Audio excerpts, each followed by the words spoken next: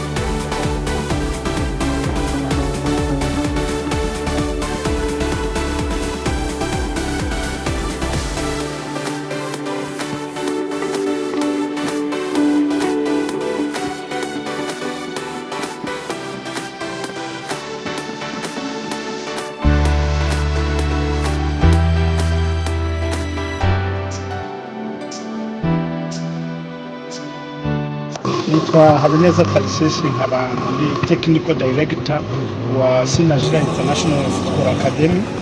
Na academy kafite abana bibiga kandi bakina umupira n'imipira tujyanye hano ku handi mu myaka 13 mu myaka 15 mu myaka 17 twaba dufite gahunda yo nubwo murabona ari abahungu ariko dufite gahunda yo gufata ibyiciro abahungu n'abakobwa.